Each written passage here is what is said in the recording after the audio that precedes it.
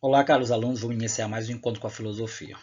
Tá. Saindo de uma abordagem positivista e uma corrente marxista socialista e o socialismo científico de Karl Marx, vamos entrar em uma abordagem chamada teoria crítica, né? Como foi realmente o surgimento dessa teoria crítica para a gente entender.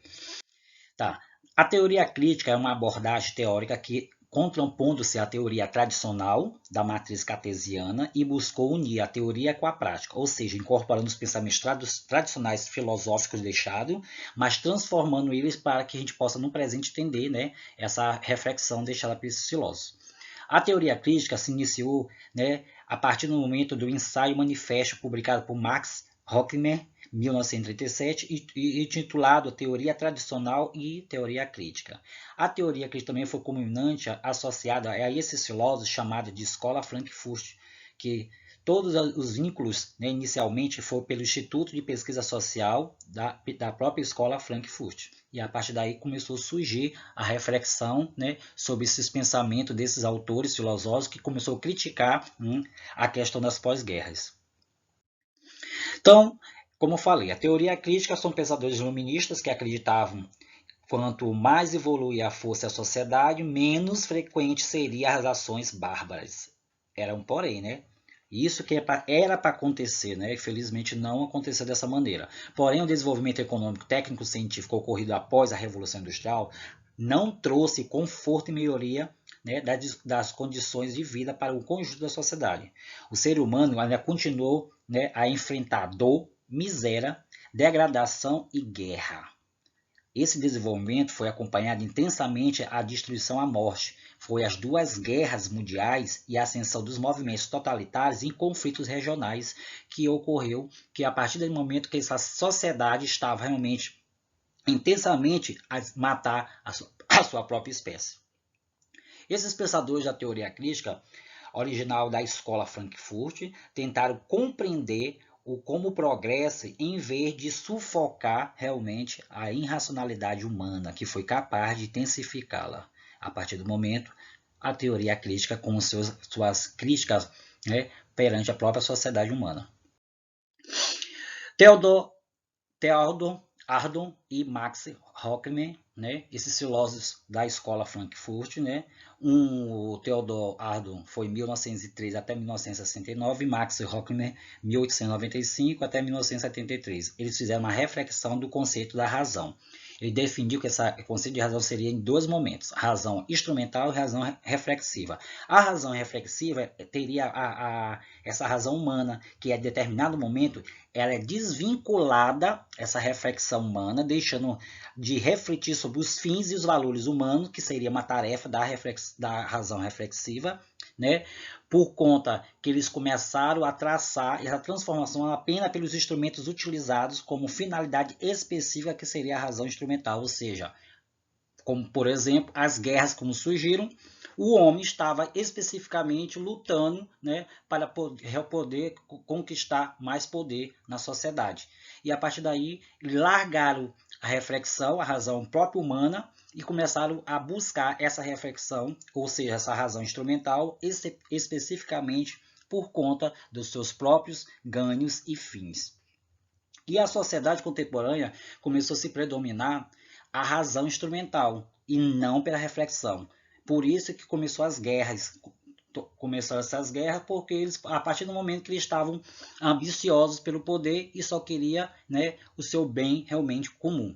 Nessa aí, essa razão, tornando-se esse instrumental, ficaria fácil a manipulação, né, se vindo pelo meio de alcançar fins determinados pelo sistema capitalista. E essa manipulação dos indivíduos seria realizada por um auxílio chamado indústria cultural.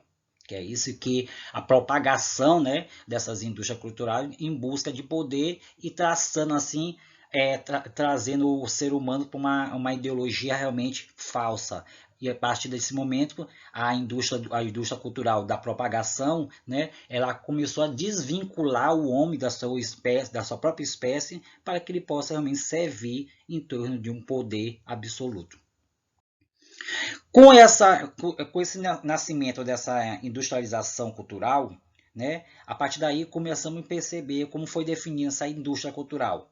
O domínio econômico do sistema capitalista atua sobre a organização social. E a partir daí começou a gerar essas atividades e reforçando seu poder sobre a própria sociedade. Então, a cultura em massa, ela se desenvolveu por meio dessas indústrias, formando-se, sobretudo, medidas que vai vincular a arte, lazer e entretenimento, focando que para que o próprio homem, o sujeito, o indivíduo, ficasse realmente fechados, né, a uma reflexão maior. Ou seja, eles iam ser só um condutor para que essa massa popular pudesse guiar eles, né, e desvincular eles da sua própria razão. E a cultura em massa, ela é um produto da própria indústria cultural. Então, ela seria responsável pelo aprofundamento, né, e falta da própria autonomia da razão. Ou seja, o homem não tinha mais autonomia. Como não tem, ele vai estar realmente desvinculado por aquela massa popular que ia ligar ele, né, realmente como condutor para ser utilizado, né, na própria sociedade, influenciando assim os pensamentos das pessoas.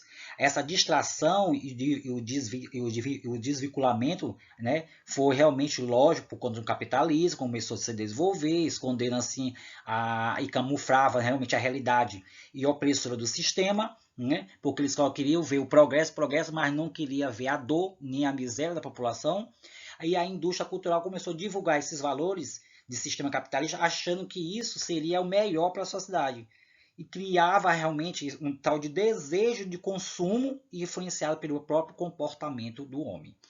E o processo de massificação é uma adaptação desse indivíduo na sociedade industrial, por conta do seu próprio consumismo e anulação dos seus inconscientes, né, de ter esses desejos íntimos. Eles iam só obedecer, né, uma vontade coletiva, ou seja, cada pessoa deixaria de ser um sujeito único, original, e passaria a ser um elemento idêntico a todos os outros. Esse ocorreu essa padronização social que chamamos de massificação. A partir do momento que o homem perdeu esse valor de se autoavaliar, se autocriticar, e ele só se guiando pela questão coletiva, e a partir desse momento a massa cultural fazia esse papel para transformar e desvincular esse homem da sociedade. Também tivemos o Fromm e Marcuse, né? Eric Fromm e Herbert Marcuse. Primeiro, o Fromm, ele foi um filósofo alemão, né? Que em 1900 a 1980 escreveu uma obra T ou C, né? Nela são argumentos que a sociedade teria convertido esse indivíduo por mero consumismo, reduzindo assim a sua própria essência de ser humano, e ele traía realmente isso como tem, e não o que ele é realmente. Hoje em dia é bem provável a gente encontrar esse homem na sociedade, né? Que ele mede porque ele tem, não porque ele é. Né? Ele tem dinheiro, então como ele tem dinheiro, ele pode tudo, que é uma frase bem popular, né, do próprio indivíduo, e não porque ele é de verdade. E essa existência deveria ser baseado a esse ser, ou seja, o significado de viver e a experiência humana seria maneira crítica, reflexiva e dependente da obra de T ou C de Erich Fromm.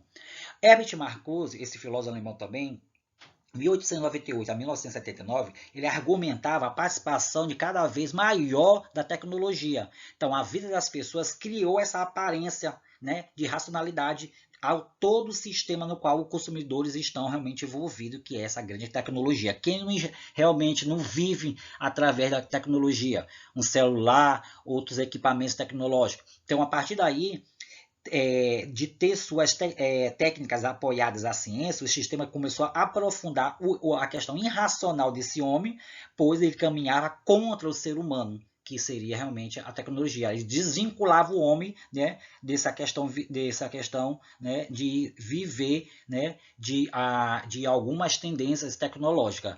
E esse sistema social, né, se tornando cada vez mais uma máquina tecnológica e a controlar a dominação.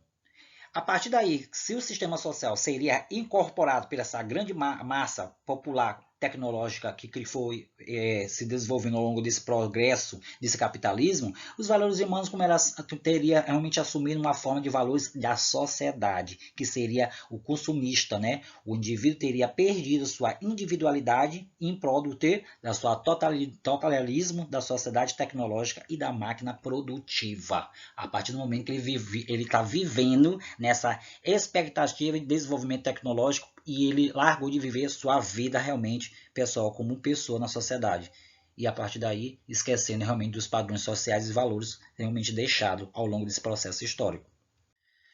Então, isso foi só um resumo da teoria crítica que a gente vai, mais na frente, vai entender passo a passo, né, desses autores, do desenvolvimento dele. A escola Frankfurt, que é importante a gente citar, que eu vou citar mais na frente para vocês, ter essa ordem, né, de desenvolvimento, como essa escola se desenvolveu, esses personagens que começaram a criticar o próprio indivíduo na sociedade. Então, a partir daí, a gente vai entendendo esse percurso sobre essa teoria crítica. Então, muito obrigado, até a próxima. Fica com essa grande palavra bem aí, educação.